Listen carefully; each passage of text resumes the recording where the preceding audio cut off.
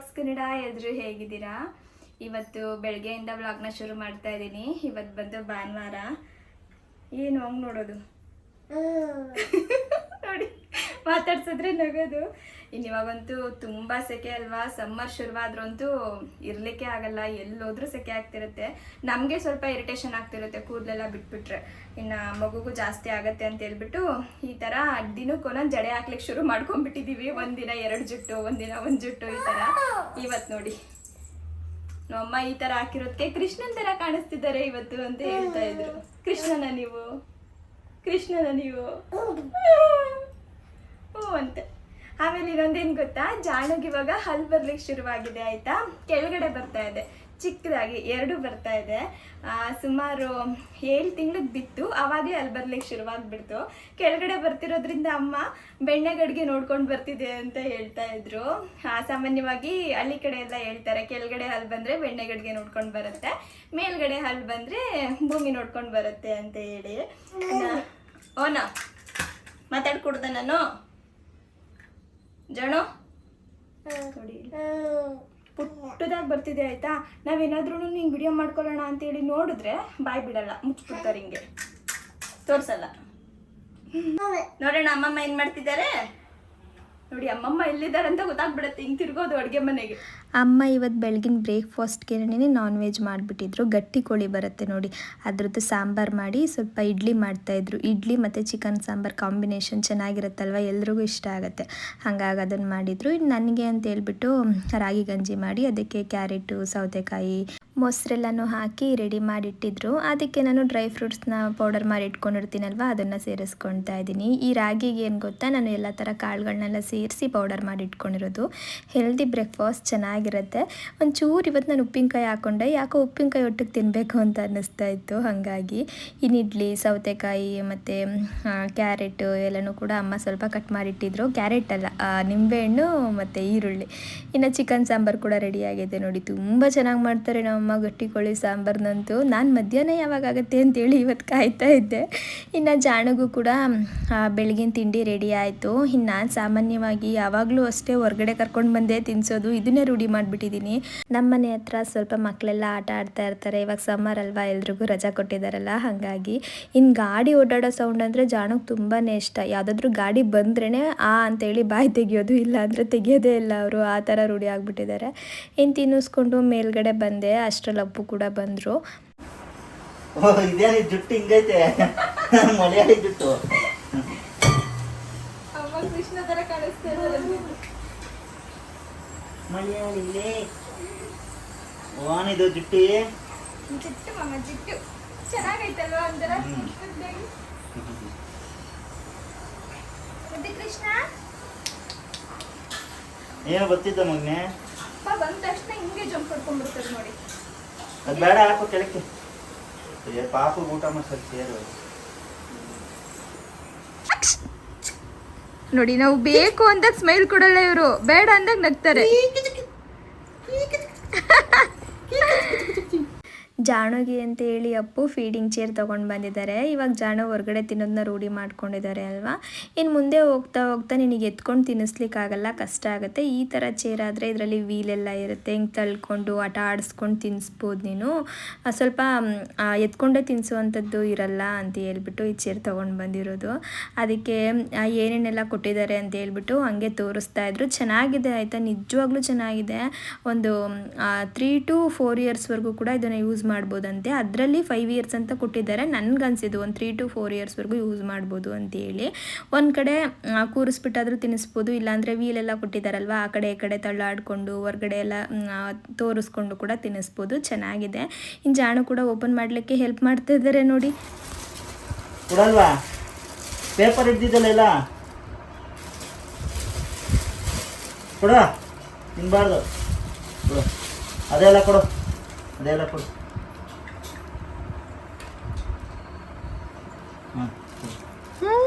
ಅವು ಕೊಡು, ಕೇಳಿದ ತಕ್ಷಣ ಎತ್ಕೊಳ್ಳೋದು. ಕೊಡು, ಅವು ಕೊಡು. ಹಾಂ ಇದು ಕೊಡು, ಇದು ಕೊಡು. ಇವಾಗ ಸ್ವಲ್ಪ ಸ್ವಲ್ಪ ಜಾಣು ಎಲ್ಲಾನು ಕಲಿತಿದ್ದಾರೆ. ನಾವೇನಾದರೂ ಕೈಯಲ್ಲಿ ಈ ಥರ ಬೆರಳು ತೋರಿಸಿ ಹುಷಾರು ಮಾಡಿ ಅಂತ ಅಂದರೆ ಹುಷಾರು ಮಾಡೋದು, ಆಮೇಲೆ ಏನಾದ್ರು ಎತ್ಕೊಡಿ ಅಂದರೆ ಎತ್ಕೊಡೋದು, ಈ ಥರ ಆಯಿತಾ. ಇನ್ನು ಈ ಚೇರಲ್ಲಿ ಕೂರಲ್ಲ ಅಂತೇಳಿ ನಾನು ಅಂದ್ಕೊಂಡಿದ್ದೆ, ಯಾಕಂದರೆ ಅದು ಕಟ್ಟಾಗ್ದಂಗೆ ಆಗುತ್ತೆ ನೋಡಿ, ಬೆಲ್ಟೆಲ್ಲ ಕೊಟ್ಟಿರ್ತಾರೆ, ನಾವು ಕಟ್ಟಬೇಕು. ಕೂರಲ್ಲ ಅಂತೇಳಿ ನಾನು ಅಂದ್ಕೊಂಡ್ರೆ ತುಂಬ ಖುಷಿ ಆಗ್ಬಿಡ್ತು ಆಯಿತಾ. ಅದ್ರ ಮೇಲೆ ಕೂರಿಸಿದ್ಕೆ ಮುಂದೆ ಟೇಬಲ್ ಥರ ಇದೆಯಲ್ಲ, ಅದರಲ್ಲಿ ಕುಟ್ಕೊಂಡು ಚೆನ್ನಾಗಿ ಆಟಾಡಲಿಕ್ಕೆ ಒಂಥರ ಚೆನ್ನಾಗಿರುತ್ತೆ ಮಕ್ಕಳಿಗೆ. ಚೆನ್ನಾಗಿ ಅನ್ನಿಸ್ತಾ ಇತ್ತು ಜಾಣಗಂತೂ. ನಾಲ್ಕು ಸ್ವಲ್ಪ ನಾವು ಹುಷಾರಾಗಿರ್ಬೇಕು. ಸ್ವಲ್ಪ ಹೈಟ್ ಇದೆ ಅಲ್ವಾ, ನಾವೇನಾದ್ರೂ ಆ ಕಡೆ ಈ ಕಡೆ ಹೋದಾಗ ಮಗುಚ್ಕೊಂಡ್ಬಿಟ್ರೆ ಕಷ್ಟ. ಮಗು ಏನ್ ಇದರಿಂದ ಈಚೆ ಕಡೆ ಬಿದ್ದೋಗಲ್ಲ, ಅದೇ ಇದೇ ಬಿದ್ದೋಗ್ಬಿಡುತ್ತೆ. ಆಮೇಲೆ ಏನೋ ಬೈತಾವನಲ್ಲಪ್ಪ. ಎಷ್ಟೇ ಸೇಫ್ ಆಗಿದ್ರು ಕೂಡ ಕೆಲವೊಮ್ಮೆ ಹೆಚ್ಚು ಕಡಿಮೆ ಆಗ್ಬಿಡುತ್ತೆ. ಬಾಲ್ ನೋಡಿ ಹೆಂಗ್ ಹಿಡಿತಾರೆ, ಗ್ರಿಪ್ಪಾಗಿ ಹಿಡ್ಕೋತಾರೆ ಅದನ್ನ. ನಮ್ಗೆ ಹಿಂಗ್ ಹಿಡಿಯಕ್ಕಾಗಲ್ಲ. ಹಿಂಗೆ ಇವನ್ ನೋಡು ಹೆಂಗ್ ಹಿಡಿತದೆ ನೋಡಲ್ಲಿ, ಒಂದೇ ಕೈಯಲ್ಲಿ. ನಮಗ್ ರೂಢಿ ಆಗೈತೆ ಡಾಡು. ಹೆಂಗ್ ಹಿಡ್ದಿದ್ಯೋ, ಗ್ರಿಪ್ ಹೆಂಗ್ ಹಿಡ್ದಿದ್ಯಾ ನೋಡಿ, ಹಿಂಗ್ ಹಿಡ್ದೈತಿ. ಹಿಂಗ್ ಹಿಡ್ದಾನೆ. ಹಾ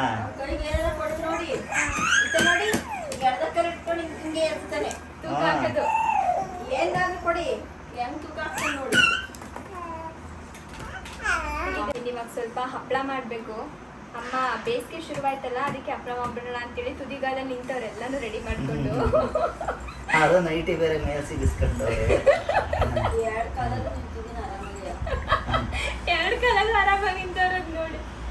ಇವಾಗ ಆಂಗ್ರಿ ನೋಡಿದ್ರು. ನಾನು ಅಮ್ಮಂಗೆ ವಿಡಿಯೋ ಮಾಡ್ಬೇಕಮ್ಮ, ಸ್ವಲ್ಪ ಹೊತ್ತು ಇರಿ ಅಂತ. ನೀನು ಬೆಳಗ್ಗೆಯಿಂದಾನೇ ಹೇಳ್ತಾ ಇದೀಯ ವಿಡಿಯೋ ಮಾಡ್ಬೇಕಂತ. ನಾನು ಮಾಡಿ ಇಷ್ಟಲ್ಲ ಒಣಾಗ್ತಿದ್ದೆ ಅಂತ ನಮ್ಮಮ್ಮ ಕಾಯಿಸ್ಕೊಂಡಿದ್ದೀನಿ. ಇನ್ನ ಕಾಯಿಸಿದ್ರೆ ಮತ್ತೆ ಬೈತಾರೆ. ಹೆಂಗ್ ಮಾಡ್ತಾರೆ ಅಂತೇಳಿ ರೆಸಿಪಿ ತೋರಿಸ್ತೀನಿ ಬನ್ನಿ. ಸಿಂಪಲ್. ನಮ್ಮಮ್ಮಗಂತೂ ಕೋಪ ಎಷ್ಟು ಬಂದಿತ್ತು ಅಂದರೆ ಅವ್ರಿಗೆ ಸುಮ್ಮನೆ ನಗ್ತಿದ್ದಾರೆ ಅಷ್ಟೇ. ಬರ್ತೀಯೋ ಬರಲ್ವ ನೀನು, ನಾನು ಇವಾಗ ಹೋಗಿ ಹಪ್ಳ ಮಾಡಿಬಿಡ್ತೀನಿ, ಸಂಜೆ ಆಗೋಗ್ಬಿಡುತ್ತೆ ಅಂತ ಹೇಳ್ತಿದ್ರು.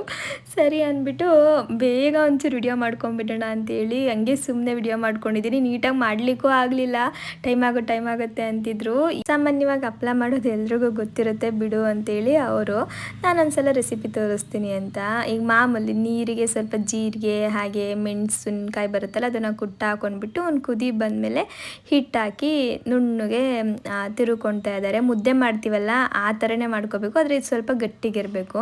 ಆಮೇಲೆ ಬಿಸಿನೇ ಒತ್ಬಿಟ್ರೆ ಈಸಿ ಆಗುತ್ತೆ ಅಂತ ಹೇಳ್ಬಿಟ್ಟು ಒಂದು ಸ್ವಲ್ಪ ನೀಟಾಗಿ ಟೈಟಾಗಿ ಅದನ್ನು ಮುಚ್ಕೊಂಡು ಮೇಲ್ಗಡೆ ತೊಗೊಂಡು ಬಂದು ಎಲ್ಲನೂ ಕೂಡ ಒತ್ತಿ ಒಣಗಿಸ್ತಾ ಇದ್ದೀವಿ. ಅಕ್ಕಿ ಹಪ್ಪಳ ಇವತ್ತು ಮಾಡಿದ್ದು. ಅಮ್ಮ ಇನ್ನು ಬೇರೆ ಥರ ಎಲ್ಲ ಮಾಡ್ತಾರೆ, ಅದನ್ನು ನಾನು ನೆಕ್ಸ್ಟ್ ಯಾವಾಗಾದರೂ ಕೂಡ ಶೇರ್ ಮಾಡ್ತೀನಿ.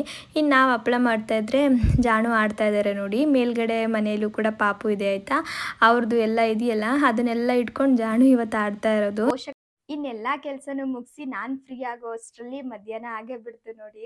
ಇನ್ನು ಇವತ್ತಿನ ವ್ಲಾಗಲ್ಲಿ ನಾನು ಜಾಣುಗೆ 6 ಮಂತ್ಸ್ ಇದ್ದಾಗ ಯಾವ್ಯಾವೆಲ್ಲ ಫುಡ್ನ ಕೊಟ್ಟೆ, ಹಾಗೆ ಕೆಲವೊಂದಿಷ್ಟು ಟಿಪ್ಸ್ನ ನಿಮ್ಮೊಟ್ಟಿಗೆ ಶೇರ್ ಮಾಡ್ಕೊಳ್ಳೋಣ ಅಂತ ಅಂದ್ಕೊಂಡಿದ್ದೀನಿ.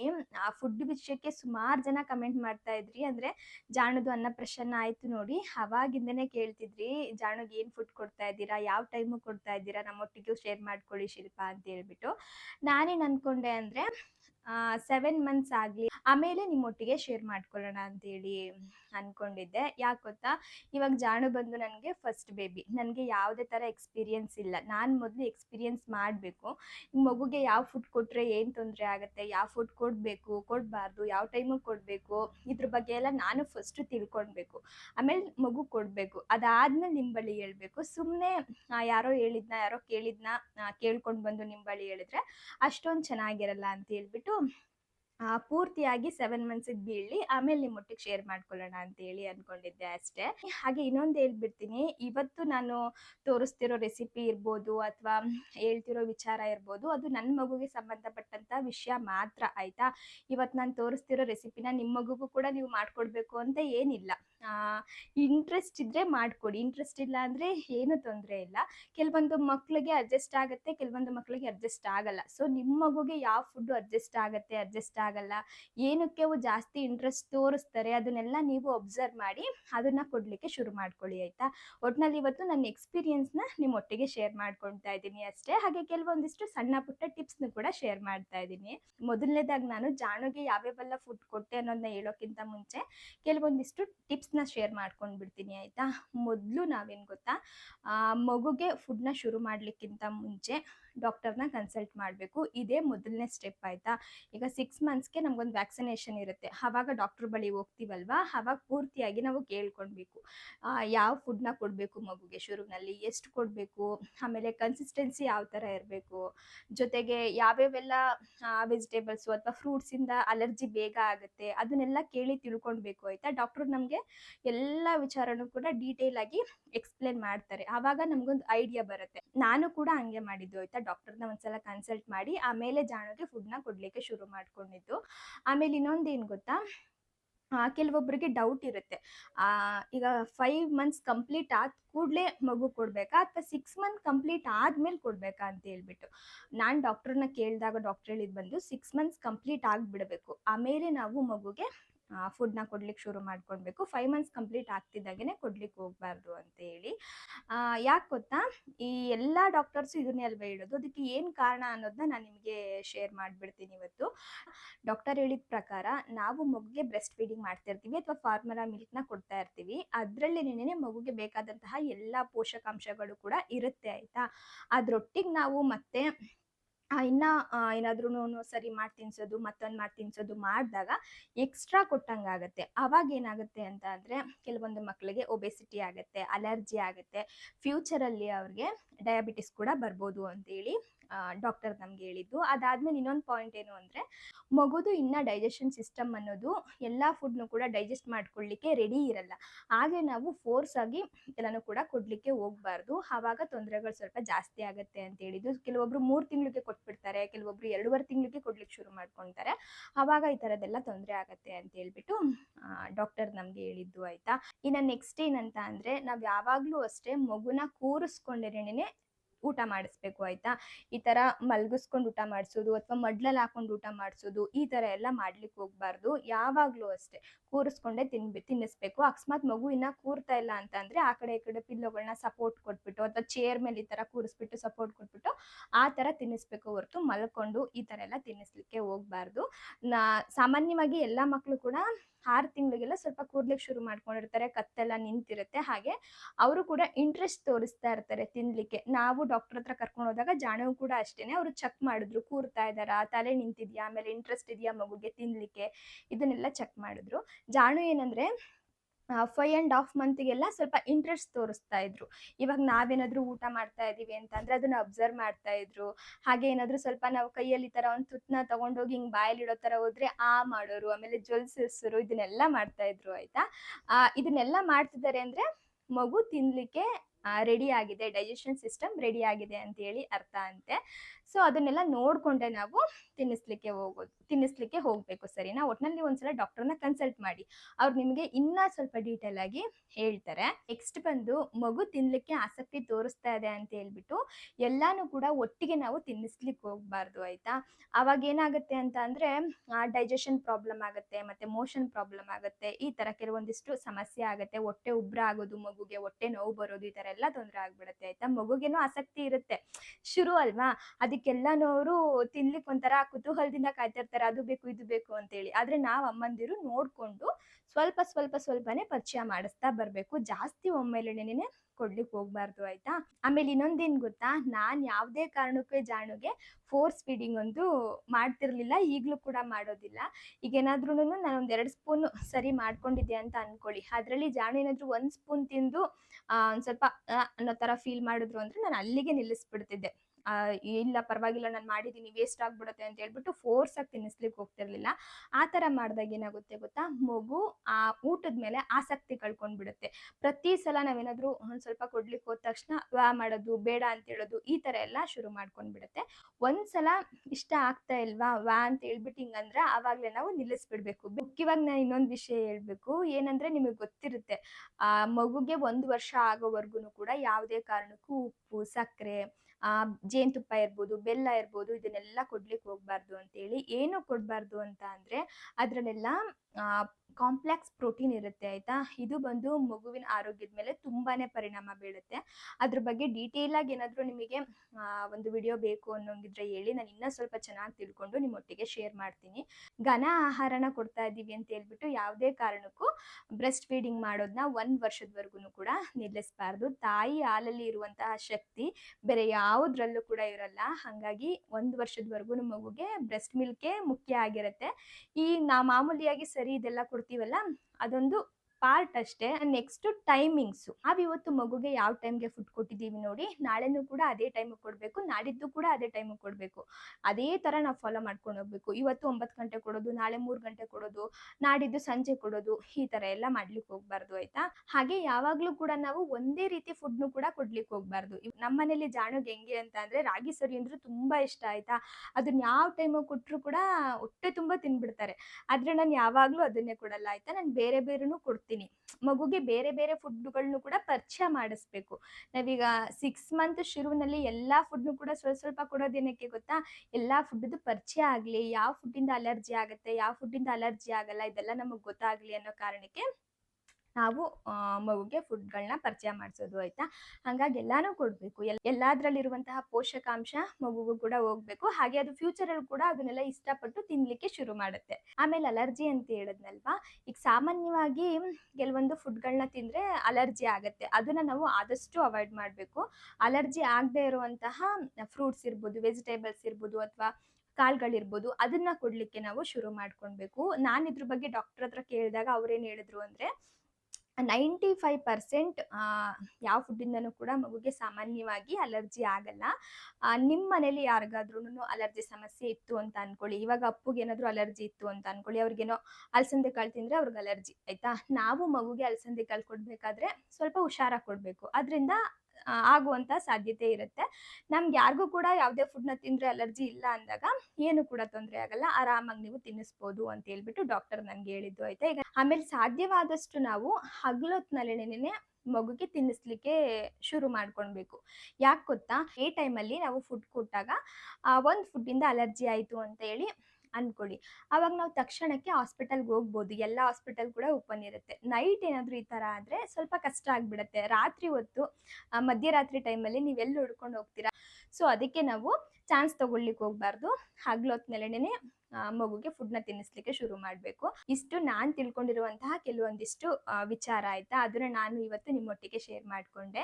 ಇನ್ನು ನಾನು ಜಾಣುಗೆ ಯಾವ್ಯಾವೆಲ್ಲ ಫುಡ್ ಕೊಡ್ತಾ ಇದ್ದೆ, ಆಮೇಲೆ ಯಾವ ಟೈಮಿಗೆ ಕೊಡ್ತಾ ಇದ್ದೆ ಅನ್ನೋದನ್ನ ಒಂದು ಚಾರ್ಟ್ ಮಾಡ್ಕೊಂಡಿದ್ದೀನಿ. ಹಾಗೆ ಕೆಲವೊಂದಿಷ್ಟು ರೆಸಿಪಿನೂ ಕೂಡ ಶೂಟ್ ಮಾಡ್ಕೊಂಡಿದ್ದೀನಿ. ಅದನ್ನು ನಾನಿಲ್ಲಿ ನಿಮಗೆ ಶೇರ್ ಮಾಡ್ತಾ ಹೋಗ್ತೀನಿ. ಆವಾಗ ನಿಮಗೂ ಒಂದು ಐಡಿಯಾ ಬರುತ್ತೆ ಅಂತೇಳಿ ಅಷ್ಟೇ ಆಯಿತಾ. ಮೊದಲನೇದಾಗಿ ನಾನು ಯಾವ್ಯಾವೆಲ್ಲ ಫುಡ್ ಕೊಡ್ತಾ ಇದ್ದೆ ಅಂತ ಹೇಳ್ಬಿಡ್ತೀನಿ. ಫಸ್ಟು ಫ್ರೂಟ್ಸಿಗೆ ಬಂದರೆ ಆ್ಯಪಲ್ ಕೊಡ್ತಾ ಇದ್ದೆ, ಬನಾನಾ ಕೊಡ್ತಾ ಇದ್ದೆ, ಮತ್ತು ಅವಕಾಡೊ ಕೊಡ್ತಾ ಇದ್ದೆ, ಇದರೊಟ್ಟಿಗೆ ಮಸ್ಕ್ ಮಿಲನ್ ಕೊಡ್ತಾ ಇದ್ದೆ ಆಯಿತಾ. ನೆಕ್ಸ್ಟು ವೆಜಿಟೇಬಲ್ಸಿಗೆ ಬಂದರೆ ನಾನು ಜಾಣುಗೆ ಕ್ಯಾರೆಟು, ಬೀಟ್ರೋಟು, ಆಮೇಲೆ ಬಟಾಣಿ, ಅದರೊಟ್ಟಿಗೆ ಸ್ವೀಟ್ ಪಂಪ್ಕಿನ್ನು, ಹಾಗೆ ಗೆಣಸು, ಇದನ್ನೆಲ್ಲ ಕೊಡ್ತಾ ಇದ್ದೆ ಆಯಿತಾ. ಇನ್ನು ಕಾಳುಗಳಿಗೆ ಬಂದರೆ ಮೊಳಕೆ ಕಟ್ಟಿದ ಹೆಸ್ರು ಕಾಳು ಕೊಡ್ತಾ ಇದ್ದೆ, ಹಾಗೆ ತೊಗರಿ ಬೇಳೆ ಕೊಡ್ತಾ ಇದ್ದೆ, ಇದರೊಟ್ಟಿಗೆ ರೆಡ್ ದಾಲ್ ಅಂತ ಬರುತ್ತಲ್ವ ಅದನ್ನು ಕೂಡ ಕೊಡ್ತಾ ಇದ್ದೆ. ಇನ್ನು ಡೈರಿ ಪ್ರಾಡಕ್ಟ್ ಅಂತ ಅಂದರೆ ಬರೀ ನಾನು ತುಪ್ಪ ಮಾತ್ರ ಕೊಡ್ತಾ ಇದ್ದೆ ಆಯಿತಾ. ತುಪ್ಪ ಬಿಟ್ಟು ಇದುವರೆಗೂ ಬೇರೆ ಏನೂ ಕೊಡ್ಲಿಕ್ಕೆ ಹೋಗಿಲ್ಲ. ಅಂದರೆ ಹಾಲಿರ್ಬೋದು, ಮೊಸರಿರ್ಬೋದು, ಇದನ್ನೆಲ್ಲ ಕೊಡ್ಲಿಕ್ಕೆ ಹೋಗಿಲ್ಲ. ಇನ್ನು ಡ್ರೈ ಫ್ರೂಟ್ಸಿಗೆ ಬಂದರೆ ಬಾದಾಮ್ ಕೊಡ್ತಾ ಇದ್ದೆ. ಬಾದಾಮ್ ತುಂಬಾ ಒಳ್ಳೆಯದು, ಹಾಗಾಗಿ ನಾನು ಬಾದಾಮ್ ಕೊಡ್ತಾ ಇದ್ದೆ. ಇಷ್ಟು ನಾನು ಜಾಣುಗೆ ಕೊಡ್ತಿದ್ದಂತಹ ಫ್ರೂಟ್ಸು ಮತ್ತು ವೆಜಿಟೇಬಲ್ಸ್ ಎಲ್ಲನೂ ಆಯಿತಾ. ಇನ್ನು ಯಾವ ಟೈಮ್ಗೆ ಯಾವ ರೀತಿ ಕೊಡ್ತಾ ಇದ್ದೆ ಅನ್ನೋದನ್ನ ಒಂದು ಚಾರ್ಟ್ ಮಾಡಿದ್ದೀನಿ, ನಿಮಗೆ ತೋರಿಸ್ತೀನಿ ರೀ ನೋಡಿ. ಈ ಥರ ಡೈರಿಲಿ ಎಲ್ಲನೂ ಕೂಡ ನಾನು ಬರೆದಿಟ್ಕೊಂಡ್ಬಿಟ್ಟಿದ್ದೀನಿ. ಡೈರಿಲಿ ಬರೆದಿಟ್ಕೊಂಡಿದ್ದೀನಲ್ವ, ನಿಮಗೆ ತೋರಿಸಿದಾಗ ಅಷ್ಟು ನೀಟಾಗಿ ಕಾಣಿಸಲ್ಲ. ಹಾಗಾಗಿ ಅಪ್ಪುಗೆ ಹೇಳಿದ್ದೆ ಪ್ರಿಂಟ್ ಮಾಡ್ಕೊಂಡು ಬನ್ನಿ ಅಪ್ಪು ಅಂತ ಹೇಳ್ಬಿಟ್ಟು ಅವರು ತೊಗೊಂಡು ಬಂದಿದ್ದಾರೆ. ಅದ್ರಲ್ಲಿ ನಿಮಗೆ ತೋರಿಸ್ತೀನಿ. ಹಾಗೆ ರೆಸಿಪಿನೂ ಕೂಡ ಶೇರ್ ಮಾಡ್ಕೊಳ್ತೀನಿ ನೋಡಿ. ಜಾಣದು ಫುಡ್ ಚಾರ್ಟ್ ನೋಡಿ ಈ ಥರ ರೆಡಿ ಮಾಡ್ಕೊಂಡಿದ್ದೀನಿ. First week, second week, third weak, fourth week ಅಂತೇಳಿ 4 ಶೀಟಲ್ಲಿ ಮೆನ್ಷನ್ ಮಾಡಿರೋದು. ಏನು ಗೊತ್ತಾ, ನಾನು ಪ್ರತಿದಿನ ಬೆಳಗ್ಗೆ 8ರಿಂದ 10 ಗಂಟೆ ಒಳಗಡೆ ಬೆಳಗ್ಗೆ ಏನಾದ್ರು ತಿನ್ನಿಸ್ತಾ ಇದ್ದೆ. ಮಧ್ಯಾಹ್ನ 2 ಗಂಟೆಯಿಂದ 3:30 ಒಳಗಡೆ, ಇಲ್ಲಿ 2:30 ಅಂತ ಮೆನ್ಷನ್ ಆಗಿಬಿಟ್ಟಿದೆ, 2ರಿಂದ 3:30 ಒಳಗಡೆ ತಿನ್ನಿಸ್ಬಿಡ್ತಿದ್ದೆ. ಇವಾಗ ನಾವಾದರೆ ಆದರೆ 8:15 ತಿನ್ನಬೇಕಂದ್ರೆ 8:15ಗೆ ತಿಂತೀವಿ. ಆದರೆ ಮಕ್ಕಳು ಆ ಥರ ಇರಲ್ಲ ನೋಡಿ, ಕೆಲವೊಮ್ಮೆ ಮಲ್ಕೊಬಿಡ್ತಾರೆ. ಅದಕ್ಕೆ ನಾನು ಈ ಥರ ಟೈಮ್ ಸೆಟ್ ಮಾಡ್ಕೊಂಡಿದ್ದೆ. ಇನ್ನು ನಾನು ಫಸ್ಟ್ ವೀಕಲ್ಲಿ ಏನು ಮಾಡ್ತಿದ್ದೆ ಅಂತ ಅಂದರೆ ಏನೇ ತಿನ್ಸಿದ್ರು ಕೂಡ ಅದನ್ನು 3 ಸಲ ತಿನ್ನಿಸ್ತಾ ಇದ್ದೆ. ಹೆಂಗೆ ರಿಯಾಕ್ಟ್ ಆಗುತ್ತೆ, ಹೆಂಗೆ ರಿಯಾಕ್ಟ್ ಮಾಡ್ತಾರೆ ನೋಡೋಣ ಅಂತ ಹೇಳ್ಬಿಟ್ಟು. ಹಾಗಾಗಿ ಮೊದಲನೇ ದಿನ ರಾಗಿ ಸರಿನ ಕೊಟ್ಟಿದ್ದೀನಿ. ರಾಗಿ ಸರಿ ಹೆಂಗೆ ಮಾಡ್ಕೊಂಡಿದ್ದೆ ಅಂದರೆ ರಾಗಿನ ಚೆನ್ನಾಗಿ ತೊಳೆದ್ಬಿಟ್ಟು ಮೊಳಕೆ ಬರೆಸಿ ಅದನ್ನು ಬಿಸಿಲಲ್ಲಿ ಸ್ವಲ್ಪ ಚೆನ್ನಾಗಿ ಒಣಗಿಸ್ಕೊಂಡು ಅದಾದಮೇಲೆ ಹುರಿದ್ಬಿಟ್ಟು ನುಣ್ಣಗೆ ಪೌಡರ್ ಮಾಡಿಕೊಂಡು ಒಂದು ಪಂಚೆ ಬರುತ್ತೆ ನೋಡಿ, ಬಿಳಿ ಪಂಚೆ ಇರುತ್ತಲ್ವ, ಅದಕ್ಕೆ ಇದನ್ನು ಹಾಕಿ ಹಿಟ್ಟನ್ನ ನೀಟಾಗಿ ಥರ ಜಲ್ಡೆ ಮಾಡಿಕೊಂಡು ಒಂದು ಬಾಕ್ಸ್ಗೆ ಹಾಕಿಟ್ಕೊಂಡು ಮಾಮೂಲಿ ರಾಗಿ ಸರಿ ಮಾಡೋದು ನಿಮಗೆ ಗೊತ್ತಿರುತ್ತೆ ಅಲ್ವಾ, ಅದೇ ಥರ ಮಾಡಿಕೊಂಡು ಅದಕ್ಕೊಂಚೂರು ತುಪ್ಪ ಸೇರಿಸಿ ಕೊಡ್ತಾಯಿದ್ದೆ. ಇನ್ನು ಅದಾದಮೇಲೆ ನಾನು ಆ್ಯಪಲ್ನ ಕೊಟ್ಟೆ ಆಯಿತಾ. ಆ್ಯಪಲ್ನ ಈ ಥರ ಸ್ಟೀಮ್ ಮಾಡಿಬಿಟ್ಟು ಸ್ಮ್ಯಾಶ್ ಥರ ಚೆನ್ನಾಗಿ ಮಾಡಿ ಒಂದ್ಸಲ ಜಾಣಕ್ಕೆ ತಿನ್ಸೋಣ ಅಂತೇಳಿ ಟ್ರೈ ಮಾಡಿದೆ. ಆದರೆ ಜಾಣು ಇದನ್ನು ಇಷ್ಟನೇ ಪಡಲಿಲ್ಲ. ನಾನು ಎಷ್ಟು ಟ್ರೈ ಮಾಡಿದ್ರು ಕೂಡ ತಿನ್ನಲಿಲ್ಲ. ನಾನು ಕೂಡ ಫೋರ್ಸ್ ಏನು ಮಾಡಲಿಕ್ಕೆ ಹೋಗಲಿಲ್ಲ. 1-2 ಸಲ ತಿನ್ನಿಸಿ ನೋಡಿದೆ, ಇಷ್ಟ ಆಗಲಿಲ್ಲ ಅಂತೇಳ್ಬಿಟ್ಟು ಸುಮ್ಮನೆ ಆಗಿಬಿಟ್ಟೆ. ಇನ್ನು ನೆಕ್ಸ್ಟ್ ನಾನು ಏನು ಮಾಡಿದೆ ಅಂತ ಅಂದರೆ ಅವತ್ತಿನ ಮಧ್ಯಾಹ್ನ ಅದನ್ನು ಸ್ವಲ್ಪ ರಾ ಕೊಡೋಣ ಅಂತ ಅಂದ್ಕೊಂಡೆ. ಅಂದರೆ ಇವಾಗ ನೋಡಿ ಬರೀ ಆ್ಯಪಲ್ನ ತೊಗೊಂಡು ಬಂದು ತುರಿದ್ಬಿಟ್ಟು ಕೊಡೋಣ ಅಂತೇಳಿ. ಆ್ಯಪಲಲ್ಲಿ ಏನು ಗೊತ್ತಾ, ಜ್ಯೂಸಿ ಆಗಿರೋದು ಬರುತ್ತೆ, ಹಾಗೆ ಸ್ವಲ್ಪ ರವೆ ಥರ ಇರೋದು ಬರುತ್ತೆ. ಇಂಡಿಯನ್ ಆ್ಯಪಲ್ ಅಂತ ಕೇಳಿ, ಅದು ಸ್ವಲ್ಪ ರವೆ ಥರ ಇರುತ್ತೆ, ಸ್ವಲ್ಪ ಸ್ವೀಟು ಇರುತ್ತೆ. ಮಕ್ಳಿಗೆ ತಿನ್ಲಿಕ್ಕೆ ತುಂಬಾ ಚೆನ್ನಾಗಿರುತ್ತೆ, ತುಂಬ ಇಷ್ಟಪಟ್ಟು ತಿಂತಾರೆ. ಇದನ್ನು ಜಾಣು ತುಂಬ ಚೆನ್ನಾಗಿ ಇಷ್ಟಪಟ್ಟು ತಿಂದರು. ಇನ್ನು ನೆಕ್ಸ್ಟ್ ಬಂದು ನಾನು ಅಷ್ಟೇ ಮಧ್ಯಾಹ್ನ ಪಪ್ಪಾಯನ ಸ್ಮ್ಯಾಶ್ ಮಾಡಿ ಕೊಟ್ಟಿದ್ದೆ. ಫ್ರೈಡೇನೂ ಕೂಡ 2 ಟೈಮ್ ಅದನ್ನೇ ಕೊಟ್ಟೆ. ಜಾಣೋಗೋದು ಇಷ್ಟ ಆಯಿತು, ಹಾಗೆ ಈಸಿಯಾಗಿ ಡೈಜೆಷನ್ ಕೂಡ ಆಯಿತು. ಹೆಂಗೆ ಅಂತ ಅಂದರೆ ನಾನು ಒಂದು ಸ್ಪೂನಲ್ಲಿ ಈ ಥರ ನೀಟಾಗಿ ತಿರುಳನ್ನ ಈ ಥರ ಎರ್ಕೊಂಡು ಒಂದು ಲೋಟನ ತೊಗೊಂಡು ಈ ಥರ ಚೆನ್ನಾಗಿ ಸ್ಮ್ಯಾಶ್ ಮಾಡಿಬಿಟ್ಟು ಕೊಡ್ತಾಯಿದ್ದೆ. ಇದರಲ್ಲೇ ನೀರಿನ ಅಂಶ ಇರೋದ್ರಿಂದ ಇನ್ನೂ ತೆಳ್ಳಗೆ ಮಾಡ್ಕೊಳ್ಳೋ ಅಗತ್ಯ ಏನೂ ಇರಲ್ಲ. ಜಾಣಗಂತೂ ಇದು ತುಂಬಾ ಇಷ್ಟ ಆಯಿತು, ತುಂಬ ಇಷ್ಟಪಟ್ಟು ತಿಂದರು. ಇನ್ನು ಇದು ಕೂಡ ಚೆನ್ನಾಗಿ ಡೈಜೆಷನ್ ಆಯಿತು. ಅದಾದಮೇಲೆ ನಾನೇನು ಮಾಡಿದೆ ಅಂದರೆ ಬನಾನಾ ಕೊಟ್ಟೆ ಆಯಿತಾ. ಬಾಳೆಹಣ್ಣಲ್ಲಿ ಸುಮಾರು ಥರ ಬರುತ್ತೆ, ಅದರಲ್ಲಿ ಪುಟ್ಟ ಬಾಳೆಹಣ್ಣು ಮಕ್ಳಿಗೆ ತುಂಬ ಒಳ್ಳೆಯದು ಅಂತ ಹೇಳ್ತಾರೆ. ಹಾಗೆ ಕೆಲವೊಬ್ಬರು ಬಾಳೆಹಣ್ಣು ಕೊಡೋದಿಲ್ಲ ಕೂಡ. ಬಾಳೆಹಣ್ಣಲ್ಲಿ ಕ್ಯಾಲ್ಶಿಯಂ ರಿಚ್ ಆಗಿರೋದ್ರಿಂದ ನಾನು ಕೊಟ್ಟೆ ಆಯಿತಾ. ಇನ್ನು ಇದನ್ನು ಸ್ಮ್ಯಾಶ್ ಮಾಡಲಿಕ್ಕೆ ಅಂತೇಳಿ ನಾನು ಇಲ್ಲಿ ಪ್ಲೇಟ್ ತೋರಿಸ್ತಿದ್ದೀನಲ್ಲ, ಇದನ್ನು ತೊಗೊಂಡಿದ್ದೆ. ಇದಂತೂ ತುಂಬಾ ಯೂಸ್ ಆಯಿತು ಆಯಿತಾ. ಇದೇನೆಂದರೆ ಶುಂಠಿ ಬೆಳ್ಳುಳ್ಳಿ ಪೇಸ್ಟ್ ಮಾಡೋ ಅಂಥದ್ದು. ನಾನು ಇದನ್ನು ಜಾಣಗೆ ಅಂತ ಹೇಳಿ ಸಪ್ರೇಟಾಗಿ ತರಿಸಿಟ್ಕೊಂಡ್ಬಿಟ್ಟಿದ್ದೆ. ಲಿಂಕ್ನ ಬೇಕಿದ್ರೆ ನಾನು ಕೊಟ್ಟಿರ್ತೇನೆ. ಇನ್ನು ಅದಾದಮೇಲೆ ನಾನು ನೆಕ್ಸ್ಟು ಓಟ್ಸ್ ಕೊಡ್ಲಿಕ್ಕೆ ಶುರು ಮಾಡಿಕೊಂಡೆ. ಓಟ್ಸ್ನ ನಾನು ಫ್ರೈ ಮಾಡಿಕೊಂಡು ಪುಡಿ ಮಾಡಿಬಿಟ್ಟು ಈ ಥರ, ಅದನ್ನು ಕೂಡ ರಾಗಿನ ನಾವು ಯಾವ ಥರ ಮಾಡ್ಕೊತೀವಿ ನೋಡಿ ಅದೇ ಥರ ಮಾಡಿ ಎತ್ತಿಟ್ಕೊಂಡ್ಬಿಟ್ಟು ಮೊದಲು ನಾನು 1 ಸ್ಪೂನ್ ಕೊಟ್ಟೆ ಆಯಿತಾ. 1 ಸ್ಪೂನ್ ಕೊಟ್ಟಾಗ ಜಾಣು ಇಷ್ಟಪಟ್ಟು ತಿಂದರು. ನನಗೆ ಗೊತ್ತಾಯಿತು ಇದಿಷ್ಟ ಆಗುತ್ತೆ ಅಂತ ಹೇಳ್ಬಿಟ್ಟು. ಅದಾದಮೇಲೆ ನಾನು ನೆಕ್ಸ್ಟ್ ಟೈಮ್ ಕೊಡುವಾಗ ಏನು ಮಾಡಿದೆ ಅಂದರೆ ಸ್ವಲ್ಪ ತುಪ್ಪನ ಸೇರಿಸಿ ಕೊಟ್ಟೆ, ಆಗಲೂ ಕೂಡ ಇಷ್ಟಪಟ್ಟು ತಿಂದರು. ಇನ್ನು ಇದೆಲ್ಲ ಆದಮೇಲೆ ಸೆಕೆಂಡ್ ವೀಕ್ ಆಯಿತಾ. ಸೆಕೆಂಡ್ ವೀಕಿಗೆ ನಾನು ಯಾವ ಥರ ಪ್ಲ್ಯಾನ್ ಮಾಡ್ಕೊಂಡಿದ್ದೆ ಅಂದರೆ ಫಸ್ಟ್ ವೀಕಲ್ಲಿ 1 ಫುಡ್ನ 3 ಟೈಮ್ಸ್ ಕೊಡ್ತಿದ್ದೆ ಅಲ್ವಾ. ಈಗ ಸೆಕೆಂಡ್ ವೀಕಲ್ಲಿ 1 ಫುಡ್ನ 2 ಟೈಮ್ಸ್ ಕೊಡೋಣ ಅಂತೇಳಿ ಅಂದ್ಕೊಂಡೆ. ಹಾಗಾಗಿ ಮಂಡೇ ಏನು ಮಾಡಿದೆ ಅಂತ ಅಂದರೆ ಮಕಾನ ಕೊಡೋಣ ಅಂತ ಹೇಳ್ಬಿಟ್ಟು ಮಕಾನನ ಸ್ವಲ್ಪ ತುಪ್ಪದಲ್ಲಿ ಫ್ರೈ ಮಾಡ್ಕೊಳ್ತಾ ಇದ್ದೀನಿ. ಅದಾದಮೇಲೆ ಪೌಡರ್ ಮಾಡ್ಕೊಳ್ಳೋದು. ಇದನ್ನು ಒಂದ್ರಸೋ ಅಗತ್ಯ ಇಲ್ಲ, ನುಣ್ಣಗೆ ಪುಡಿ ಆಗಿಬಿಡತ್ತೆ. ಆಮೇಲೆ 1 ಸ್ಪೂನ್ನ ಹಾಕಿ ನೀರಲ್ಲಿ ಚೆನ್ನಾಗಿ ಬೇಯಿಸ್ಕೊಂಡು ಅದಕ್ಕೂ ಕೂಡ ಅಷ್ಟೇ ಸ್ವಲ್ಪ ತುಪ್ಪ ಹಾಕ್ಬಿಟ್ಟು ಜಾಣು ಕೊಟ್ಟೆ. ಇದು ಕೂಡ ತುಂಬಾ ಇಷ್ಟ ಆಯಿತು. ಇನ್ನು ನೆಕ್ಸ್ಟ್ ಇದೆ ಮಂಗಳವಾರ ಬೀಟ್ರೋಟ್ ಪ್ಯೂರಿ ಮಾಡಿಕೊಡೋಣ ಅಂತೇಳಿ ಬೀಟ್ರೋಟ್ನ ಸ್ಟೀಮ್ ಮಾಡಿಬಿಟ್ಟು ಸ್ವಲ್ಪ ಮಿಕ್ಸಿಯಲ್ಲಿ ಗ್ರೈಂಡ್ ಮಾಡಿದೆ. ಇದನ್ನು ಜಾಣುಗೆ ಅಂತಲೇ ಹೇಳಿ ಸಪ್ರೇಟಾಗಿ ತರಿಸಿಟ್ಕೊಂಡಿದ್ದೆ. ಇದರಲ್ಲಿ ನಾನು ಬೇರೆ ಏನನ್ನೂ ಕೂಡ ಗ್ರೈಂಡ್ ಮಾಡ್ತಿರಲಿಲ್ಲ. ಈ ಬೀಟ್ರೋಟ್ ಪ್ಯೂರಿ ಮಾಡಿಕೊಟ್ಟಾಗ ಜಾಣುಗೊಂದು ಚೂರು ಕೂಡ ಇಷ್ಟ ಆಗಲಿಲ್ಲ ಆಯಿತಾ. ಒಂದು ಚೂರು ತಿನ್ನಲಿಲ್ಲ, ಅದೊಂದು ಸ್ವಲ್ಪ ಒಗ್ರ ಆಗ್ತಿತ್ತು ಅಂತ ಅನಿಸುತ್ತೆ, ಹಾಗಾಗಿ ತಿನ್ನಲಿಲ್ಲ. ಇನ್ನು ಅದನ್ನು ನಾನು ಬಲವಂತ ಮಾಡಲಿಕ್ಕೆ ಹೋಗಲಿಲ್ಲ. ಬೆಳಗ್ಗೆ ಒಂದು ಸಲ ಟ್ರೈ ಮಾಡಿದೆ, ಮಧ್ಯಾಹ್ನವೂ ಟ್ರೈ ಮಾಡಿದೆ, 2 ಟೈಮು ತಿನ್ನಲಿಲ್ವಲ್ಲ, ಅದನ್ನು ಬಿಟ್ಬಿಟ್ಟೆ. ನೆಕ್ಸ್ಟ್ ಟೈಮ್ ನೋಡ್ಕೊಳ್ಳೋಣ ಅಂತ ಹೇಳಿ ಇನ್ನು ಬುಧವಾರ ಮಾಮೂಲಿ ರಾಗಿ ಸರಿ ಕೊಟ್ಟೆ. ಇನ್ನು ಗುರುವಾರ ಬಂದು ಸಪೋಟ ಹಣ್ಣು ಕೊಡೋಣ ಅಂತೇಳಿ ಚೆನ್ನಾಗಿ ಹಣ್ಣಾಗಿರೋ ಸಪೋಟ ತಗೊಂಡು ಸಿಪ್ಪೆನೆಲ್ಲ ತೆಗೆದುಬಿಟ್ಟು ನೀಟಾಗಿ ನುಣ್ಣಗೆ ಮಾಡಿಬಿಟ್ಟು ತಿನ್ನಿಸ್ದೆ. ಇದು ಕೂಡ ಅಷ್ಟೇ ಜಾಣಕ್ಕೆ ತುಂಬಾ ಇಷ್ಟ ಆಯಿತು. ಇದಾದಮೇಲೆ ನೆಕ್ಸ್ಟು ನಾನು ಪಂಪ್ಕಿನ್ ಪ್ಯೂರಿ ಕೊಡೋಣ ಅಂದ್ಕೊಂಡೆ ಶುಕ್ರವಾರ. ಪಂಪ್ಕಿನ್ನ ಸ್ಟೀಮ್ ಮಾಡಿಬಿಟ್ಟು ಇದನ್ನು ಕೂಡ ಅಷ್ಟೇ ಸೇಮ್ ಅದರಲ್ಲೇ ನೀಟಾಗಿ ಥರ ಪ್ಯೂರಿ ಥರ ಮಾಡಿಕೊಂಡು ಇದಕ್ಕೆ ಸ್ವಲ್ಪ ಬ್ರೆಸ್ಟ್ ಮಿಲ್ಕ್ನ ಸೇರಿಸ್ಕೊಂಡೆ. ಇದೊಂದು ಸ್ವಲ್ಪ ಗಟ್ಟಿಗಿರುತ್ತಲ್ವ, ನುಂಗ್ಲಿಕ್ಕಾಗಲ್ಲ ಅಂತ ಹೇಳ್ಬಿಟ್ಟು ಬ್ರೆಸ್ಟ್ ಮಿಲ್ಕ್ನ ಸೇರಿಸಿ ಚೆನ್ನಾಗಿ ಮಿಕ್ಸ್ ಮಾಡಿ ಕೊಟ್ಟೆ. ಇದನ್ನು ಕೂಡ ಅಷ್ಟೇ ಜಾಣು ಇಷ್ಟಪಟ್ಟು ತಿಂದರು. ಕೆಲವೊಂದು ಇಷ್ಟಪಡ್ತಿದ್ರು, ಕೆಲವೊಂದು ಇಷ್ಟಪಡ್ತಿರ್ಲಿಲ್ಲ. ಇನ್ನು ಶನಿವಾರ ಕ್ಯಾರೆಟ್ ಪ್ಯೂರಿ, ಕ್ಯಾರೆಟ್ನ ಸ್ಟೀಮ್ ಮಾಡಿಕೊಂಡು ಗ್ರೈಂಡ್ ಮಾಡಿಬಿಟ್ಟು ಕೊಟ್ಟೆ ಆಯಿತಾ. ಗ್ರೈಂಡ್ ಮಾಡುವಾಗ ಸ್ವಲ್ಪ ನೀರನ್ನ ಹಾಕ್ಕೊಂಡು ಗ್ರೈಂಡ್ ಮಾಡಿದೆ, ಬಿಸಿನೀರು ಹಾಕ್ಕೊಂಡು. ಇದನ್ನ ಈ ಥರ ಗ್ರೈಂಡ್ ಮಾಡಿಕೊಟ್ರು ಜಾಣುಗೆ ಇಷ್ಟ ಆಗ್ಬಿಡ್ತು. ಯಾಕಂದರೆ ಕ್ಯಾರೆಟ್ ಸ್ವೀಟ್ ಇರುತ್ತಲ್ವ, ಹಾಗಾಗಿ ಮಕ್ಕಳು ಜಾಸ್ತಿ ಇಷ್ಟಪಟ್ಟು ತಿಂತಾರೆ. ಶನಿವಾರ ಬಂದು ನಾನು ಗೆಣಸನ್ನ ಕೊಟ್ಟೆ. ಗೆಣಸನ್ನು ಅಷ್ಟೇ ಸ್ಟೀಮ್ ಮಾಡಿಕೊಂಡು ಈ ಥರ ತುರ್ಕೊಳ್ಬೇಕಾದ್ರೆ ಸ್ವಲ್ಪ ನೀರನ್ನ ಸೇರಿಸಿ ತುರಿತಿದ್ದೆ, ಆವಾಗ ಬೇಗ ಆಗೋಗ್ಬಿಡತ್ತೆ ಅಂತ ಹೇಳಿ. ಹಾಗೆ ಇದಕ್ಕೆ ಸ್ವಲ್ಪ ಬಿಸಿನೀರನ್ನ ಜಾಸ್ತಿನೇ ಸೇರಿಸ್ಬಿಟ್ಟು ಲಿಕ್ವಿಡ್ ಥರ ಮಾಡಿ ಕೊಟ್ಟೆ ಆಯಿತಾ. ಯಾಕೆ ಗೊತ್ತಾ, ಇವಾಗ ಗೆಣಸು ನಾವೇ ತಿನ್ನಬೇಕಾದ್ರೆ ಒಂದೊಂದ್ಸಲ ಎದೆಗೆ ನಿಂತ್ಕೊಳ್ಳೋ ಥರ ಆಗಿಬಿಡುತ್ತೆ. ಇನ್ನು ಮಗುಗೆ ಆ ಥರ ಆಗಬಾರ್ದು ಅಂತೇಳಿ ಈ ಥರ ಮಾಡಿಕೊಡ್ತಿದ್ದೆ. ಇನ್ನು 3ನೇ ವಾರಕ್ಕೆ ನಾನೇನು ಮಾಡಿದೆ ಅಂದರೆ, ಬೆಳಗ್ಗೆ ಏನು ಕೊಡ್ತೀನಿ ನೋಡಿ ಅದನ್ನು ಮಧ್ಯಾಹ್ನ ಕೊಡ್ತಿರ್ಲಿಲ್ಲ. ಬೆಳಗ್ಗೆ ರಾಗಿ ಸರಿ ಕೊಟ್ಟರೆ ಮಧ್ಯಾಹ್ನ ಬಟಾಣಿ ಸ್ಮ್ಯಾಶ್ ಮಾಡಿಕೊಡ್ತಿದ್ದೆ. ಈ ಥರ ಚೇಂಜ್ ಮಾಡ್ಕೊತಾ ಇದ್ದೆ ಆಯಿತಾ. ಇನ್ನು ಸೋಮವಾರ ನಾನು ರಾಗಿ ಸರಿ ಕೊಟ್ಟೆ ಬೆಳಗ್ಗೆ, ಮಧ್ಯಾಹ್ನಕ್ಕೆ ಬಟಾಣಿ ಕೊಡೋಣ ಅಂತ ಹೇಳ್ಬಿಟ್ಟು ಬಟಾಣಿನ ಸ್ಟೀಮ್ ಮಾಡಿಕೊಂಡು ಅದ್ರ ಸಿಪ್ಪೆನೆಲ್ಲ ತೆಗೆದುಬಿಟ್ಟು ಈ ಥರ ಒಂದು ಪುಟ್ಟದಾಗಿ ಕಲ್ಲು ತಂದು ಇಟ್ಕೊಂಡಿದ್ದೀನಿ. ಇದ್ರದ್ದು ಲಿಂಕ್ನ ಕೊಟ್ಟಿರ್ತೀನಿ ನಾನು. ನೀಟಾಗಿ ಅದನ್ನು ಸ್ಮ್ಯಾಶ್ ಮಾಡಿಕೊಂಡೆ, ಅಂದರೆ ಒಂಚೂರು ಈ ಥರ ಕುಟ್ಕೊಂಡ್ರೆ ಅದು ಸ್ಮ್ಯಾಶ್ ಆಗೋಗ್ಬಿಡುತ್ತೆ. ಸ್ವಲ್ಪ ಬ್ರೆಸ್ಟ್ ಮಿಲ್ಕು ಅಥವಾ ನೀರು ಏನು ಬೇಕೋ ಅದನ್ನು ಸೇರಿಸ್ಕೊಂಡು ನುಣ್ಣಗೆ ಮಾಡ್ಕೊಂಡು ಬಿಡಬೇಕು. ಅದಾದಮೇಲೆ ತಿನ್ನಿಸೋದು ಅಷ್ಟೇ. ಇದೊಂದು ಸ್ವಲ್ಪ ಸ್ವೀಟ್ ಇರುತ್ತಲ್ಲ, ಹಾಗಾಗಿ ಜಾಣುಗೆ ಇಷ್ಟ ಆಯಿತು. ಇದನ್ನು ಕೂಡ ಆರಾಮಾಗಿ ತಿಂದರು. ಇನ್ನು ನೆಕ್ಸ್ಟ್ ಮಂಗಳವಾರ ನಾನು ಓಟ್ಸ್ ಪ್ಯೂರಿ ಕೊಟ್ಟೆ. ಅದಾದಮೇಲೆ ಮಧ್ಯಾಹ್ನಕ್ಕೆ ಈ ಥರ ದಾಳಿಂಬೆ ಹಣ್ಣು ಜ್ಯೂಸ್ ಕೊಡೋಣ ಅಂತ ಹೇಳ್ಬಿಟ್ಟು ಹಿಂಗೆ ಜ್ಯೂಸನ್ನ ತೆಗೆದುಬಿಟ್ಟು ಕೊಟ್ಟೆ ಆಯಿತಾ. ಇದು ತುಂಬಾ ಒಗರಿರುತ್ತೆ, ಹಾಗಾಗಿ ಜಾಣುಗೊಂಚೂರು ಇಷ್ಟ ಆಗಲಿಲ್ಲ, ತಿನ್ನಲಿಲ್ಲ ಅವರು. ಸರಿ ಅಂದ್ಬಿಟ್ಟು ನಾನು ಇದನ್ನು ಕೊಡ್ಲಿಕ್ಕೆ ಹೋಗಲಿಲ್ಲ, ಸ್ಟಾಪ್ ಮಾಡಿಬಿಟ್ಟೆ. ನೋಡೋಣ ಮುಂದೆ ಕೊಡೋಣ ಅಂತ ಹೇಳ್ಬಿಟ್ಟು. ಬುಧವಾರ ನಾನು ರೈಸ್ ಮತ್ತು ದಾಲ್ ಪ್ಯೂರಿ ಮಾಡಿದ್ದೆ. ಇದನ್ನು ಯಾವ ಥರ ಮಾಡೋದು ಅಂದರೆ, ತೊಗರಿಬೇಳೆ ಹಾಗೆ ರೆಡ್ ದಾಲು ಮತ್ತು ರಾಜ್ಮುಡಿ ಅಕ್ಕಿ ಮೂರನ್ನು ಕೂಡ ಸಮ ಪ್ರಮಾಣದಲ್ಲಿ ತೊಗೊಂಡು ಚೆನ್ನಾಗಿ ತೊಳೆದ್ಬಿಟ್ಟು ಸ್ವಲ್ಪ ಚೆನ್ನಾಗಿ ಒಣಗಿಸ್ಕೊಂಡು ಅದನ್ನು ಹುರ್ಕೊಂಡು ಪೌಡರ್ ಮಾಡ್ಕೊತಾ ಇದ್ದೆ. ಇದನ್ನು ಸಾಧ್ಯವಾದಷ್ಟು ನುಣ್ಣಗೆ ಪೌಡರ್ ಮಾಡ್ಕೊಳ್ಬೇಕು, ಬೇಕಿದ್ರೆ ಒಂದ್ರಿಸ್ಕೊಳ್ಳಿ ಆಯಿತಾ. ಅದಾದಮೇಲೆ 1 ಸ್ಪೂನ್ ಮಾಮೂಲಿ ರಾಗಿ ಸರಿ ಮಾಡ್ತೀವಲ್ಲ ಅದೇ ಥರ ಹಾಕ್ಬಿಟ್ಟು ಚೆನ್ನಾಗಿ ಇದನ್ನು ಬೇಯಿಸ್ಕೊಂಡು ಚೂರು ತುಪ್ಪ ಹಾಕ್ಕೊಟ್ಟೆ. ಇದು ಕೂಡ ಜಾಣುಗೆ ಇಷ್ಟ ಆಯಿತು. 2 ಟೈಮು ಕೂಡ ನಾನು ಇದನ್ನೇ ಕೊಟ್ಟೆ. ಬೇಳೆಗಳನ್ನೆಲ್ಲ ಹಾಕಿದ್ದೆ ಅಲ್ವಾ, ಡೈಜೆಷನ್ ಯಾವ ಥರ ಆಗುತ್ತೆ ನೋಡ್ಕೊಳ್ಳೋಣ ಅಂತ ಹೇಳ್ಬಿಟ್ಟು. ಇನ್ನು ನೆಕ್ಸ್ಟ್ ಡೇ ನಾನು ರಾಗಿ ಸರಿ ಮತ್ತು ಕ್ಯಾರೆಟ್ ಪ್ಯೂರಿ ಕೊಟ್ಟೆ. ಇನ್ನು ಫ್ರೈಡೇ ಕೂಡ ಓಟ್ಸು ಮತ್ತು ಬನಾನಾ ಕೊಟ್ಟಿದ್ದೆ. ಹಾಗೆ ಸಾಟರ್ಡೇ ರಾಗಿ ಸರಿ ಮತ್ತು ಬಟಾಣಿ ಪ್ಯೂರಿ ಕೊಟ್ಟೆ. ಸಂಡೇ ಸೇಮ್ ಇದೇ ಥರ ರೈಸ್ ಮತ್ತು ದಾಲ್ನ ಹಾಕಿ ಮಾಡಿರೋಂತಹ ಪ್ಯೂರಿನೇ ಕೊಟ್ಟೆ. ಮಧ್ಯಾಹ್ನಕ್ಕೆ ಸಪೋಟೊ ಪ್ಯೂರಿ ಕೊಟ್ಟೆ. ನನಗೆ ಗೊತ್ತಿತ್ತಲ್ಲ ಈಗ ರೈಸ್ ದಾಲ್ ತಿಂದರೆ ಏನೂ ಆಗ್ತಿಲ್ಲ ಅಂತೇಳಿ, ಹಾಗಾಗಿ ನಾನು ಹಿಂಗೆ ಮಾಡಿಕೊಂಡೆ. ಇನ್ನು 4ನೇ ವಾರಕ್ಕೆ ಯಾವ ಥರ ಪ್ಲ್ಯಾನ್ ಮಾಡ್ಕೊಂಡಿದ್ದೆ ಅಂದರೆ, ಇಷ್ಟರಲ್ಲಿ ನನಗಾಗಲೇ ಗೊತ್ತಾಗ್ಬಿಟ್ಟಿತ್ತು ಜಾಣುಗೆ ಎಲ್ಲ ಫುಡ್ಡು ಅಡ್ಜಸ್ಟ್ ಆಗ್ತಾ ಇದೆ ಅಂತ ಹೇಳ್ಬಿಟ್ಟು, ಹಾಗಾಗಿ ಮಿಕ್ಸ್ ಮಾಡಿ ಕೊಡೋಣ ಅಂತೇಳಿ ಇವಾಗ ಅಂದ್ಕೊಂಡೆ. ಮೊದಲನೇ ದಿನ ಅಂದರೆ ನಾನು ಸೋಮವಾರ ರಾಗಿ ಸರಿಗೆ ಸ್ವಲ್ಪ ಬನಾನಾನ ಮಿಕ್ಸ್ ಮಾಡಿ ಕೊಟ್ಟೆ. ರಾಗಿ ಸರಿನ ಮಾಡಿಕೊಂಡು ತಣ್ಣಗಾದ್ಮೇಲೆ ಅದಕ್ಕೆ ಈ ಥರ ಬನಾನಾನ ಸ್ಮ್ಯಾಶ್ ಮಾಡಿ ಹಾಕ್ಬಿಟ್ಟು ಕೊಟ್ಟೆ. ಇದು ಟೇಸ್ಟ್ ತುಂಬ ಚೆನ್ನಾಗಿರುತ್ತೆ, ಮಕ್ಕಳು ತುಂಬಾ ಇಷ್ಟಪಟ್ಟು ತಿಂತಾರೆ ಆಯಿತಾ.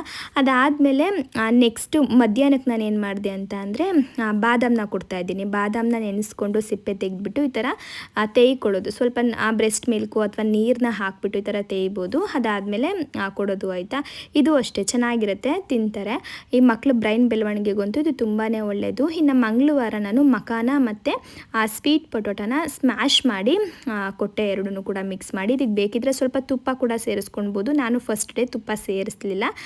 ಇದಾದಮೇಲೆ ಮಧ್ಯಾಹ್ನಕ್ಕೆ ಆ್ಯಪಲ್ನ ಸ್ಮ್ಯಾಶ್ ಮಾಡಿಕೊಟ್ಟೆ. ಇನ್ನು ಬುಧವಾರ ಬಾರ್ಲಿ ಮತ್ತು ಬಾದಾಮನ್ನ ಪೌಡರ್ ಮಾಡ್ಕೊಂಡಿದ್ದೆ, ಅದರಲ್ಲಿ ಸರಿ ಮಾಡ್ತಾಯಿದ್ದೀನಿ. ಮೊದಲಿದನ್ನು ಮಾಡೋದು ಹೆಂಗೆ ಗೊತ್ತಾ, ಬಾರ್ಲಿ ಅಕ್ಕಿನ ರಾತ್ರಿ ಪೂರ್ತಿ ನೆನೆಸಿದ್ದೆ. ಇದರೊಟ್ಟಿಗೆ ಬಾದಾಮನ್ನು ಕೂಡ ಒಂದು 4 ತೊಗೊಂಡು ನೆನೆಸಿದ್ದೆ. ಬಾದಾಮಿ ಸಿಪ್ಪೆ ತೆಗೆದ್ಬಿಟ್ಟು ಬಾರ್ಲಿ ಅಕ್ಕಿನ ಚೆನ್ನಾಗಿ ತೊಳೆದು ಬಿಸಿಲಲ್ಲಿ ಎರಡನ್ನೂ ಒಣಗಿಸ್ಕೊಂಡ್ಬಿಟ್ಟು ಸ್ವಲ್ಪ ಬಿಸಿ ಮಾಡಿಕೊಂಡು ನುಣ್ಣಗೆ ಪೌಡರ್ ಮಾಡಿಕೊಂಡು ಎತ್ತಿಟ್ಕೊಳ್ಳೋದು. ಹಾಗೆ ಮಾಡುವಾಗ 1 ಸ್ಪೂನ್ ಹಾಕಿ ಮಾಡಿಕೊಟ್ಟೆ ಅಷ್ಟೇ ನಾನು. ಫಸ್ಟ್ ಡೇ ಅಲ್ವಾ, ಹೆಂಗಾಗುತ್ತೆ ನೋಡೋಣ ಅಂತ ಹೇಳ್ಬಿಟ್ಟು. ಇನ್ನು ಇದಕ್ಕೆ ಒಂಚೂರು ತುಪ್ಪ ಕೂಡ ಹಾಕಿದ್ದೆ ನಾನು. ಚೆನ್ನಾಗಿರುತ್ತೆ ಟೇಸ್ಟು, ಈಸಿಯಾಗಿ ಡೈಜೆಷನ್ ಆಗುತ್ತೆ ಅಂತೇಳಿ. ದೇಹಕ್ಕೆ ಬಾರ್ಲಿ ಅಕ್ಕಿ ತುಂಬಾ ತಂಪು. ಇದಾದಮೇಲೆ ಮಧ್ಯಾಹ್ನ ನಾನು ಪಪ್ಪಾಯನ ಸ್ಮ್ಯಾಶ್ ಮಾಡಿಕೊಟ್ಟೆ. ಬೆಳಗ್ಗೆ ತಂಪಾಗಿರೋದು ಕೊಟ್ಟಿದ್ನಲ್ಲ, ಹಾಗಾಗಿ ಮಧ್ಯಾಹ್ನ ಈ ಥರ ಮಾಡಿದೆ. ಇನ್ನು ನೆಕ್ಸ್ಟ್ ಡೇ ನಾನು ಹೆಸರು ಕಾಳನ್ನ ಮೊಳಕೆ ಕಟ್ಕೊಂಡು ಒಣಗಿಸಿಟ್ಟಿದ್ದೆ ಆಯಿತಾ.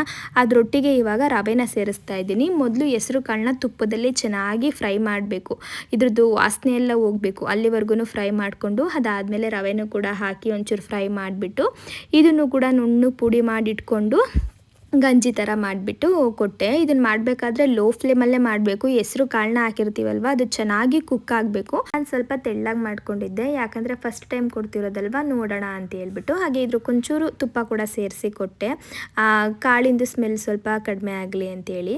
ಇನ್ನು ಫ್ರೈಡೇ ನಾನು ಓಟ್ಸ್ ಒಟ್ಟಿಗೆ ಸ್ವಲ್ಪ ಪಂಪ್ಕಿನ್ನ ಸೇರಿಸ್ಬಿಟ್ಟು ಪ್ಯೂರಿ ಥರ ಮಾಡಿ ಕೊಟ್ಟೆ. ಇದಂತೂ ತುಂಬಾ ಟೇಸ್ಟಿಯಾಗಿರುತ್ತೆ ಆಯಿತಾ. ಜಾಣುಗಿದು ಫೇವ್ರೇಟ್ ಅಂತಲೇ ಹೇಳ್ಬೋದು. ಬೇಕಿದ್ರೆ ಸ್ವಲ್ಪ ತುಪ್ಪ ಸೇರಿಸ್ಬೋದು, ನಾನೇನು ಸೇರಿಸ್ಕೊಂಡಿರಲಿಲ್ಲ.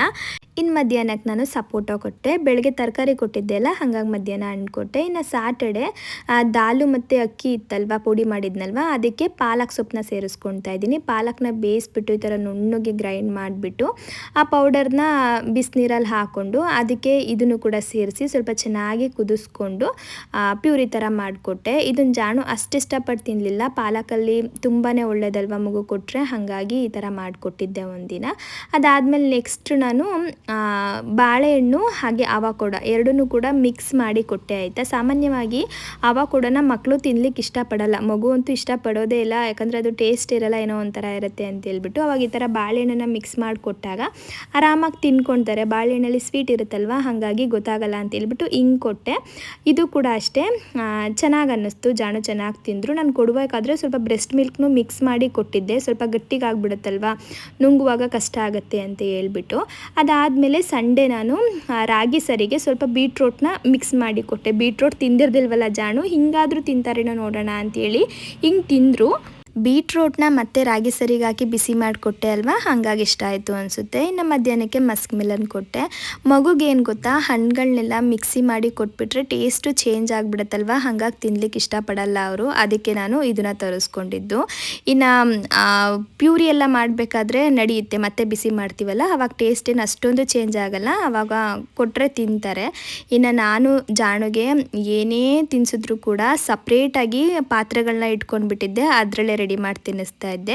ಯಾಕಂದರೆ ಮಗು ಶುರುವಿನಲ್ಲಿ ಬ್ರೆಸ್ಟ್ ಮಿಲ್ಕ್ ಮಾತ್ರ ಕುಡಿತಾ ಇರುತ್ತೆ, ಅವಾಗ ಯಾವುದೇ ಥರ ತೊಂದರೆ ಆಗಿರಲ್ಲ. ಇನ್ನು ಫುಡ್ ರೂಟೀನ್ ಶುರು ಮಾಡಿದ ಕೂಡಲೇ ಆ ಪಾತ್ರೆ ಈ ಪಾತ್ರೆ ಎಲ್ಲ ಮಿಕ್ಸ್ ಮಾಡಿ ಕೊಟ್ಟಾಗ ಇನ್ಫೆಕ್ಷನ್ ಆಗಿಬಿಡುತ್ತೇನೋ ಅಂತೇಳಿ ಭಯ ನನಗೆ, ಹಾಗಾಗಿ ನಾನು ಹಿಂಗೆ ಮಾಡ್ತಾ ಇದ್ದೆ. ಇನ್ನಿದ್ರದ್ದೆಲ್ಲ ಲಿಂಕ್ ಬೇಕಿದ್ರೆ ನಾನು ಡಿಸ್ಕ್ರಿಪ್ಷನಲ್ಲಿ ಕೊಟ್ಟಿರ್ತೀನಿ, ಚೆಕ್ ಮಾಡಿ. ಹಾಗೆ 6 ಮಂತ್ ಫುಡ್ ರೂಟೀನ್ ಯಾವ ಥರ ಇತ್ತು, ನಿಮಗೆ ಇಷ್ಟ ಆಯಿತಾ ಅನ್ನೋದನ್ನ ಕಮೆಂಟಲ್ಲಿ ತಿಳಿಸಿ ಆಯಿತಾ. ಏನಾದರೂ ಈ ವಿಡಿಯೋಯಿಂದ ಯೂಸ್ ಆಗಿದ್ದರೆ ನಿಮಗೆ ಪ್ಲೀಸ್ ಒಂದು ಲೈಕ್ ಮಾಡಿ. ಹಾಗೆ ಇನ್ನೂ ಯಾರಾದರೂ ನನ್ನ ಚಾನಲ್ನ ಸಬ್ಸ್ಕ್ರೈಬ್ ಮಾಡದೆ ನೋಡ್ತಿದ್ರೆ ಸಬ್ಸ್ಕ್ರೈಬ್ ಮಾಡ್ಕೊಂಡು ಕೂಡ ನೋಡಿ ಆಯಿತಾ. ನೆಕ್ಸ್ಟ್ ಬ್ಲಾಗಲ್ಲಿ ಸಿಗ್ತೀನಿ. ಟೇಕ್ ಕೇರ್, ಬಾಯ್.